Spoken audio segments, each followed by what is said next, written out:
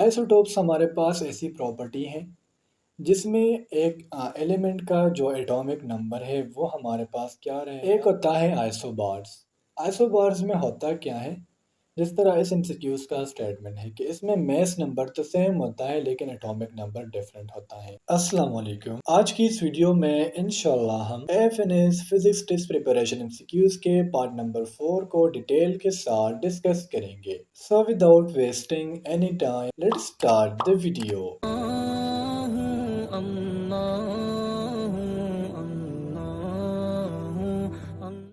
The first MCQ is neutron and proton are commonly known as. So students, आप लोगों को पता है कि एक एटम में हमारे पास होता है न्यूक्लियस।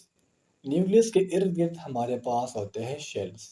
अगर हम न्यूक्लियस की सेंटर की बात करें तो इसमें हमारे पास होते हैं न्यूट्रॉन एंड प्रोटॉन्स। और अगर हम इस न्यूक्लियस की शेल्स की बात करें तो इसमें हमारे पास होते हैं इलेक्ट्रॉन्स। न्यूट्रॉन एंड प्रोटॉन को हम कलेक्टिवली नाम देते हैं न्यूक्लियॉन का। यानी जब एक न्यूक्लियस में हमारे पास न्यूट्रॉन होंगे और साथ साथ इसमें प्रोटॉन होंगे तो हम कहेंगे कि हमारे पास न्यूक्लियॉन है। यहाँ पर हम बात करते हैं चार्ज की, कि न्यूट्रॉन पर कौन सा चार्ज होगा, प्रोटॉन पर कौन सा चार्ज होगा और इलेक्ट्रॉन पर कौन सा चार्ज होगा।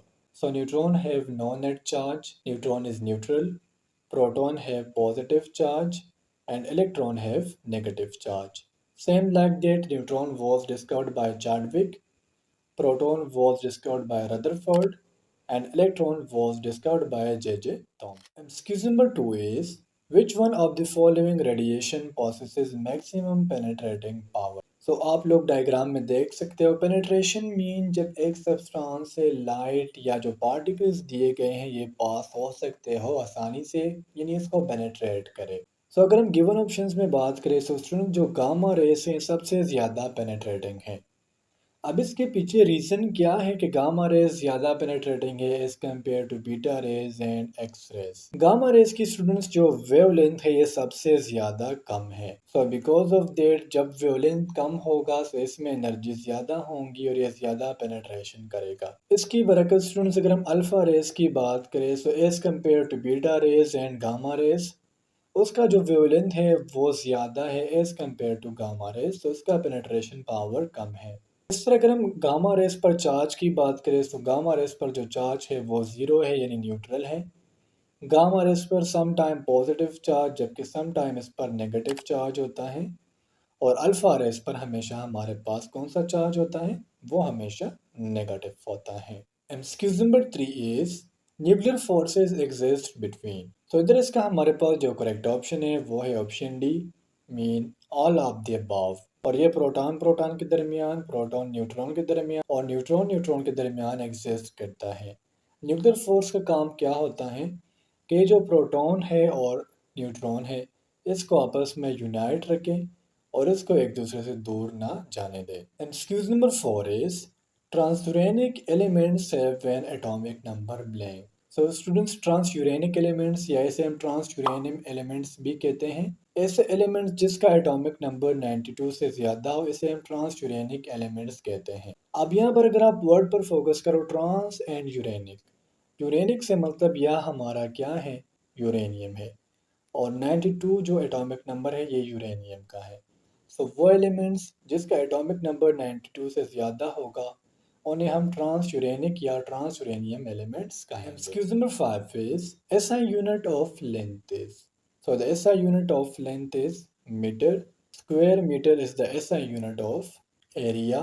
इस तरह अगर हम लीटर की बात करें तो लीटर हमारे पास वॉल्यूम की या हम कह सकते हैं लिक्विड का एसआई यूनिट है। Excuse number 6 says the charge on an electron was determined by. So students, previous MCQs मैंने आपको कहा है कि इलेक्ट्रॉन पर कौन सा चार्ज है, वो नेगेटिव है।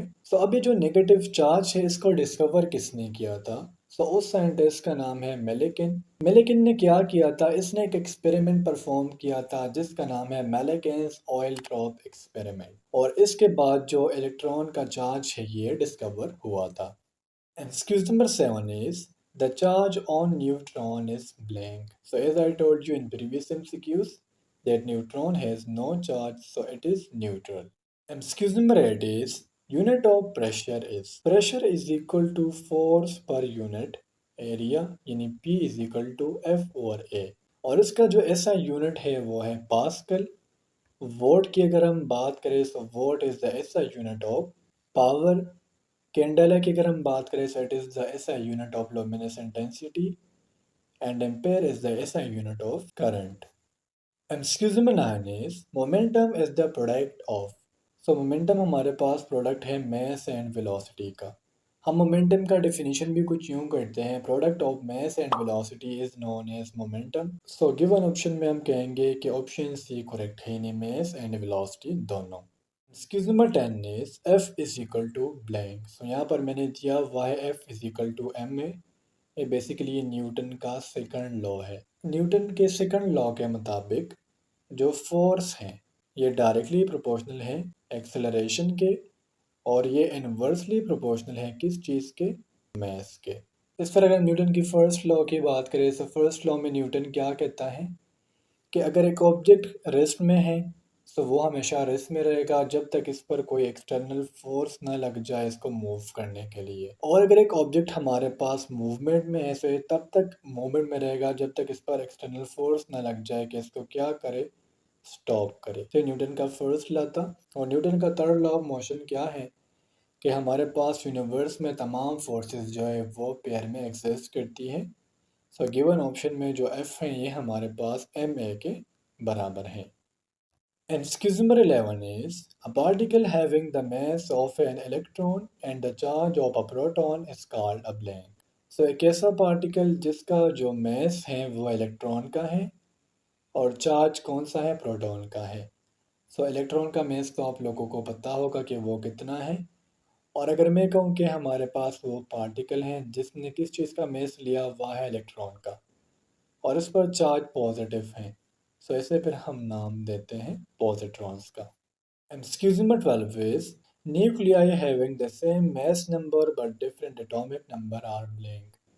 So students हमारे पास कुछ टर्मिनोलॉजीज है, आइसोटॉप्स, आइसोबार्स एंड आइसोटॉन्स। ये तीन मैं आपको एक्सप्लेन करूंगा कि ये क्या होते हैं। आइसोटॉप्स हमारे पास ऐसी प्रॉपर्टी है जिसमें एक एलिमेंट का जो एटॉमिक नंबर है वो हमारे पास क्या रहेगा, सेम रहेगा, जबकि इसका जो मेस नंबर होता है वो डिफर करता है।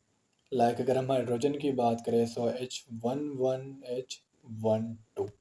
एक होता है आइसोबार्स। आइसोबार्स में होता क्या है, जिस तरह इस एमसीक्यूज का स्टेटमेंट है कि इसमें मेस नंबर तो सेम होता है लेकिन एटॉमिक नंबर डिफरेंट होता है। और एक हमारे पास होता है आइसोटॉन्स, कि जो न्यूट्रॉन्स के नंबर है वो सेम होते हैं लेकिन प्रोटॉन के नंबर डिफरेंट होते हैं। सो गिवन ऑप्शन में इसका जो करेक्ट ऑप्शन है वो है option B, mean isobars. Excuse number 13 is mass of neutron is. So neutron का जो मेस है वो आप लोग यहाँ से भी देख सकते हो, जो कि हमारे पास है 1.67 मल्टीप्लाई बाय 10⁻⁻27 kg। अगर हम प्रोटॉन की वेट की बात करें तो वो है 1.673 या 1.67 मल्टीप्लाई बाय 10⁻⁻27 kg। और अगर हम इलेक्ट्रॉन की बात करें तो वो है 9.109 multiply by 10⁻31 kg। Excuse number 14 is an equation of capacitor Q is equal to. से Q हमारे पास ये CV के बराबर है। Q शो करता है किस चीज़ को, charge on plate. V show करता है वोल्टेज अक्रॉस द कैपेसिटर। और C शो करता है capacitance of capacitor. Excuse number 15 is third equation of motion.